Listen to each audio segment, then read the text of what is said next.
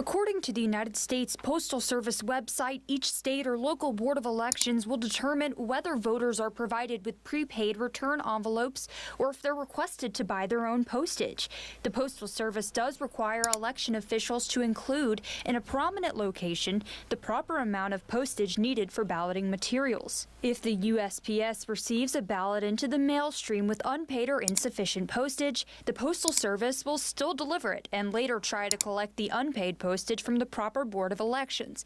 Well, for one, I consider postage for absentee ballots somewhat like a poll tax. You have to pay to vote, and you shouldn't have to pay to vote. Last month, we spoke with Janetta Witt Mitchell and her husband Joseph Mitchell about concerns they had for a new state law that requires applicants to submit the absentee voting application.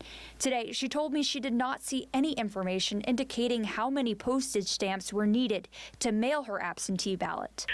The absentee office does not give you any indication of how much postage you should put or suggest any amount. Hey folks, Dale Jackson here for Yellowhammer Now, and people ask all the time, how come people don't trust our systems anymore? Well, one of the reasons is COVID, no question about that. The other reason is the 2016 election, where we insisted the Russians hacked and stole the election. And then the 2020 election, where people suggested that maybe things weren't necessarily on board there, and we were told you cannot even suggest that that is the case, after, of course, remembering what happened a couple of years before that in 2016. So there's a whole bunch of reasons to distrust the system right now. One of the problems we had in 2020 was a bunch of different states changed their laws willy-nilly in order to allow early voting, in-person absentee voting, a whole bunch of other things, including Alabama, and Alabama did that as well. And now you have a bunch of people suggesting that maybe we should have early voting here in the state of Alabama, and for some reason we don't. Well, let me tell you why I think it might be a good idea that we don't have early voting here in the great state of Alabama. Well, one of the reasons is quite simple. Everything that happens in this state is looked at through some weird racial prism where every single thing that happens might just be an attempt to pretend that it's 1865. It makes no sense, but that's just the way our political machine operates. And the Alabama media, much like the American media, is caught in this weird loop of time where it is both the worst time to be alive to be a minority and a woman, and the most important time ever to be a minority and a woman because you're the most powerful that you've ever been. It is a complete mess and a complete disaster. Look no further than the candidate for president on the Democratic side of the aisle. But in the state of Alabama, they have resisted expanding the number of days voting for pretty good reason. Alabama has a pretty good track record of dealing with its election issues. You can't point to a single person that has been denied their right to vote in the state of Alabama who had it. There has not been any instances of people working behind the scenes to harm people when it comes to elections, and they can't prove any instances of that happening. Including recently, we had an attempted quote-unquote voter purge, which really was getting people who were not eligible to vote off the ballots, and that was stopped by the DOJ until after the election. But still, the calls persist that we expand early voting because everyone else does it. Well, everyone else doesn't do it. That's first and foremost. Alabama Secretary of State John Murrell is quick to applaud the turnout, but if you expect him to be a continued fan of early voting, you'll be disappointed.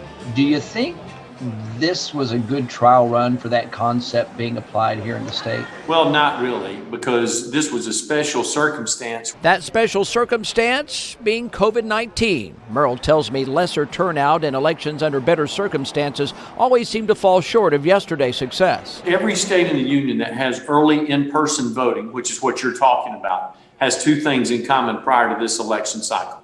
Number one, no state in the union has seen increased voter participation across the board. Zero.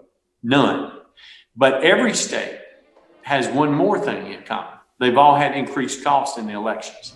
And hearing people like Laura Hall, a state representative here in the state of Alabama, calling for more days for voting is actually kind of funny to me because I seem to remember a time when I got in trouble for suggesting that there be more days for voting. Now, it was a radio prank that got me suspended for a week, where I said the person running against Laura Hall's voters should show up on Tuesday for a special election, and her voters should show up on Wednesday. It was very funny, but Laura Hall did not think it was funny to have extra days of voting in that situation because, she lost.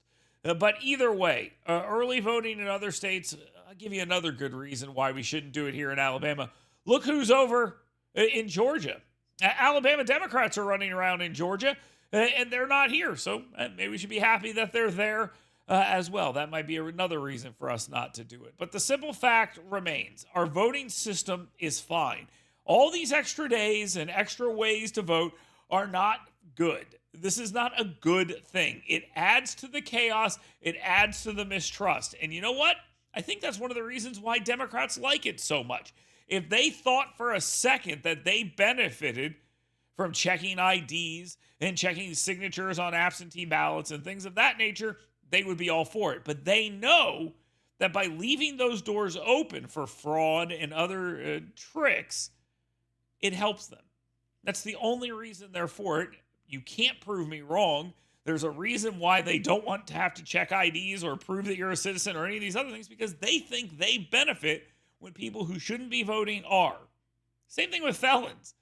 It's pretty weird that an entire political party believes that they benefit from felons voting. And yes, Republicans think they benefit from felons not voting. Draw your own conclusions there, but that's really what this is all about. They want early voting across the board because it opens the door to problems and mistrust. And then they can scream when they lose that nobody trusts the system. And then when they win and somebody questions that system, they insist that it's un-American to question the system. We are heading right into this in 2024, so buckle up. It's going to be a mess.